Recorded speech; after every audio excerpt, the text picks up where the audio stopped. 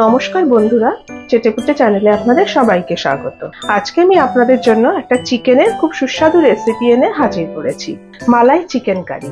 এটা আমি খুব সহজভাবে বানাই। এখন গরমকাল, খুব হালকা রান্না হয়, কিন্তু টেস্ট হয় খুব সুন্দর। এটা আপনারা বানালেই বুঝতে পারবেন। তাহলে চলুন রান্নাটা আমি শুরু করছি। এটা বানাবার জন্য আমি এখানে 800 গ্রাম চিকেন নিয়েছি। চিকেনটাকে আমি ভালো করে ধুয়ে জল ঝরিয়ে আমি রেখে দিয়েছি। এবারে আমি এখানে কিছু মশলা দিয়ে এটাকে আমি আগে ম্যারিনেট করে নিচ্ছি। ম্যারিনেট করে এটাকে 15 মিনিট রাখলেই হয়। তাহলে চলুন ম্যারিনেটটা আমি শুরু করছি। প্রথমে আমি দিচ্ছি এখানে 100 গ্রাম টক দই। এবারে আমি দিচ্ছি এখানে হাফ টিস্পুন মতো গোলমরিচের গুঁড়ো। গোলমরিচের বদলে আপনারা শামরিচও কিন্তু ইউজ করতে পারেন। আর দিচ্ছি 1/4 কাপ ফ্রেশ ক্রিম। এর সাথে আমি দিয়ে দিচ্ছি 1 টেবিল স্পুন আদা রসুন আর কাঁচা লঙ্কা বাটা। এবারে আমি এটাকে ভালো করে মাখিয়ে নিচ্ছি। আমি এখানে কোনো নুন এখন দিলাম না, কারণ নুন দিয়ে যেই মুহূর্তে আমি এটাকে ঢাকা দিয়ে দেবো, এটা কিন্তু জল ছাড়তে শুরু করবে। দেখুন, এটা আমার ভালো করে মাখা হয়ে গেছে। এবার এটাকে আমি 15 মিনিট একটু ঢাকা দিয়ে আমি পরের স্টেপে যাচ্ছি। দেখুন, আমি হিটে একটা কড়াই বসিয়ে দিয়েছি। এখানে আমি 1.5 টেবিল চামচ রিফাইন্ড অয়েল দিয়েছি। আমি কিন্তু রান্নাটা রিফাইন্ড অয়েলেই করব। এবারে এখানে আমি দিচ্ছি 1 টিস্পুন বাটার। বাটারটা মেল্ট হয়ে এসছে।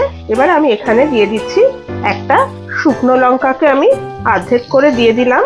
দিচ্ছি একটা দারচিনিকে একটু ছোট টুকরো করে দিয়ে দিলাম। দুটো ছোট এলাচকে ফাটিয়ে আমি দিয়ে দিচ্ছি। একটা বড় এলাচের অর্ধেকটা আমি দিয়ে দিলাম। আর দিচ্ছি একটা লবঙ্গ। এই ফোড়নটা থেকে একটু ভালো গন্ধ বেরোলে আমি এখানে দিয়ে দেবো একটা বড় সাইজের পেঁয়াজকে কুচি করে আমি দিয়ে দেব। আপনারা চাইলে কিন্তু শুধু বাটার দিয়েও এটা করতে পারেন। দেখুন, ফোড়নটা আমার হয়ে গেছে। এবার আমি একটা বড় সাইজের পেঁয়াজ, এটাকে আমি কুচিয়ে রেখেছি, সেটা আমি দিয়ে দিলাম। গ্যাসের ফ্লেমটা আমি মিডিয়ামে রেখেছি। পেঁয়াজটা একটু সোনালি রং হলে আমি এখানে চিকেনটা অ্যাড করব। দেখুন, পেঁয়াজটা আমার একটু সোনালি রং ধরে গেছে। এবারে আমি এখানে দিয়ে দিচ্ছি চিকেনটা।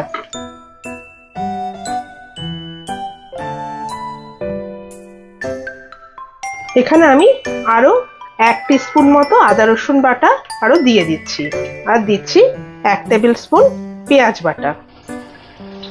আর গুঁড়ো মশলার মধ্যে এখানে আমি দেব হাফ টিস্পুন শুধু ধনে গুঁড়ো। এছাড়া আর কোনো গুঁড়ো মশলা কিন্তু আমি এখানে ইউজ করব না। এই রান্নাটায় কিন্তু কোনো হলুদ দেবেন না, আর লঙ্কার গুঁড়োও দেবেন না, তাহলে কিন্তু রংটা অনেকটা চেঞ্জ হয়ে যাবে, কারণ রান্নাটা একটু সাদাটে টাইপের হবে। ভালো করে আমি মিশিয়ে দিয়েছি। এবার আমি মিনিট 5-এর জন্য একটু ঢাকা দিয়ে দিচ্ছি। 5 মিনিট বাদে আমি আপনাদের দেখাচ্ছি। দেখুন, 5 মিনিট বাদে আমি ঢাকনাটা খুলে নিলাম। চিকেন থেকে অনেকটা জল ছেড়ে দিয়েছে। এবারে আমি এখানে স্বাদ মতো নুনটা মিশিয়ে দিচ্ছি।